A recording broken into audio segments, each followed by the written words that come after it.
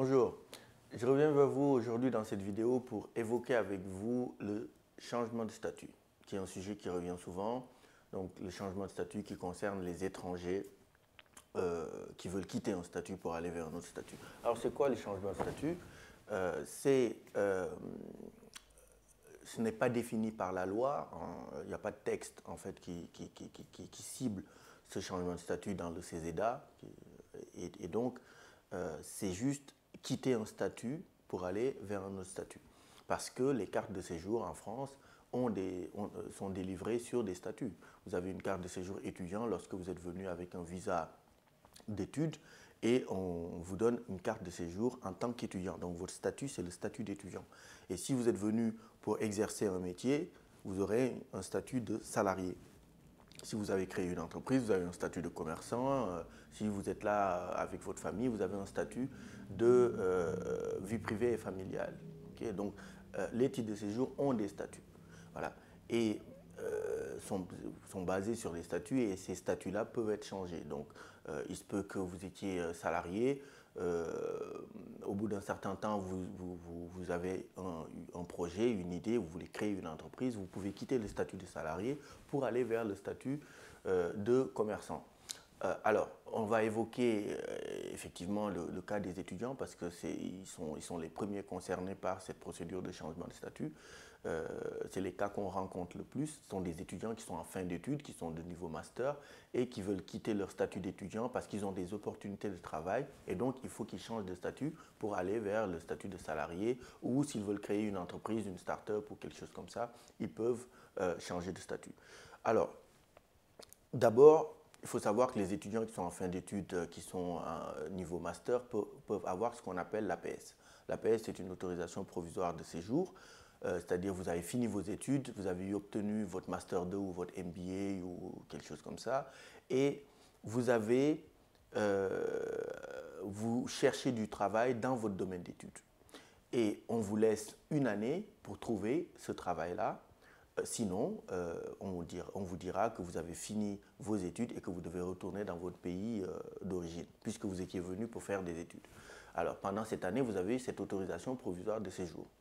Alors, ce qui est intéressant avec l'APS, c'est que lorsque vous détenez l'APS, vous pouvez avoir accès au marché de l'emploi de la France au même titre que les Français. C'est-à-dire, lorsqu'un employeur veut vous recruter et que vous avez une APS, votre changement de statut est beaucoup plus simple parce que à partir du moment où l'emploi qu'il vous propose est dans le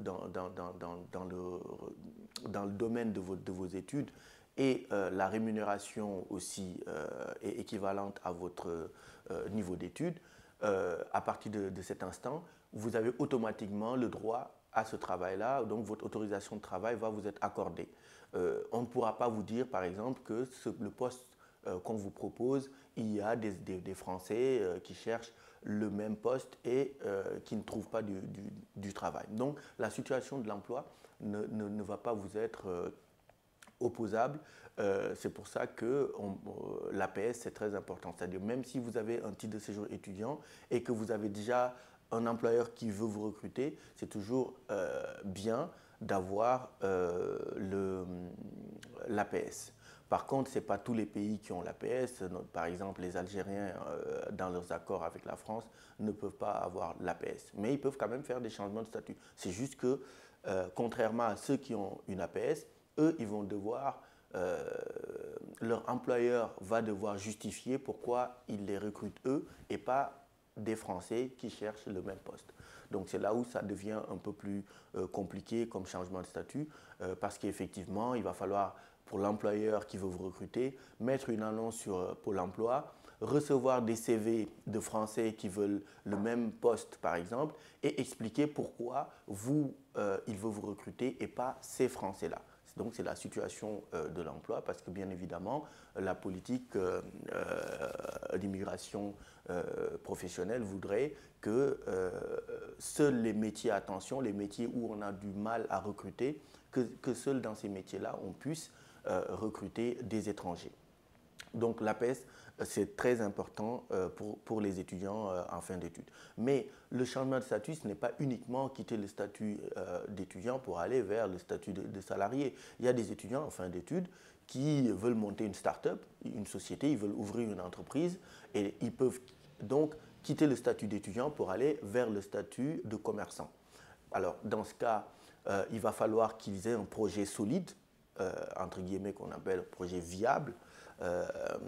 Il faut qu'ils fassent un business plan, qu'ils expliquent en quoi ce projet-là va réussir, quels sont les moyens de financement, etc., etc. Et tout ça, ça sera précisé dans le business plan et dans le prévisionnel.